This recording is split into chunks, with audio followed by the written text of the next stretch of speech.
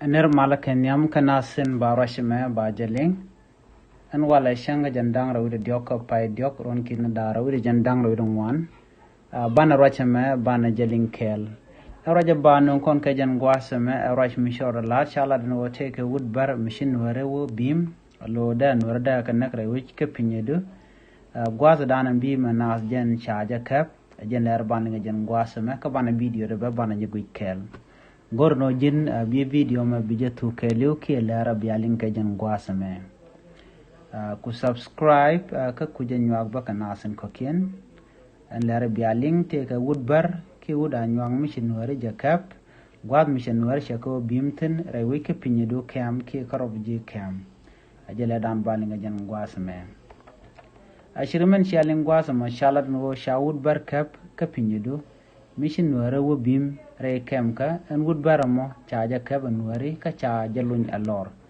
bana video ndana chaja keften ban je kulu gui kel ko en wood me chaja kef ka chaja no jan jala kel ka bar ko kien ke ka bar to wan gwas danan ka pu jeten ban rajam ban je chulin kel ko go konde kono linga gwa neme ajen wood bar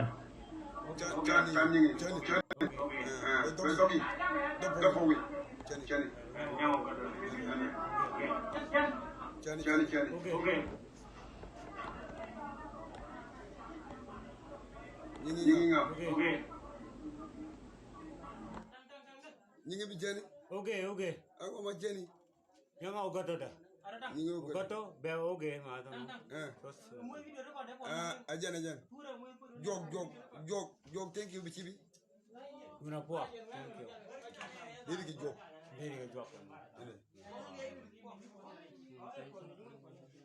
Oui, bongir fi.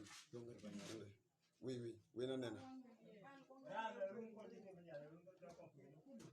Nyinganga adidi. Ani. Nyingi tani adidi.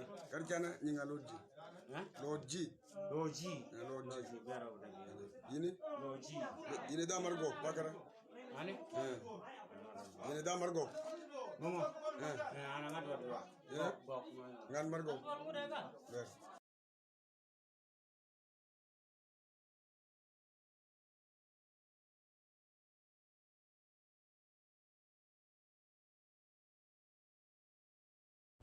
ashikamen shialing kajen wood me maracha chaja tejen ojin bini ke jali yana ngakel wood me chajalar no jen chajal karwar jala kana na keneten kontin kukan nuare labor kel lode na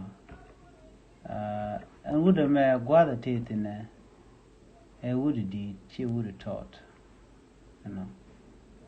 ka ta danen len manu den keja ka tin manana cha tich kan wari ka gang den ka rodian bejeno bu rodian gang shike me shane na ka jen video dan an gude me un mi cha kaf gwada danen cha captain ko jen chon no da na der kanak ka cha je palwe lor man pal ka je we lor ka je nuari o nyot ka generating kon tin la ji wen ken Ethiopia do dienen wo nuari shika kan la beru na ko la bana na kana ka gwab dan teketen anyok ne de kon te ka kem ka ji sa Sudan chi ji Ethiopia me bar teken gare kan war ta gambele shikan nasen kon la ji sa Sudan ji la nuari shikan ga dia na ka kem ne wonna dia la kan ga na ka kem kasha chitta ramla dier katin kon tin la kanka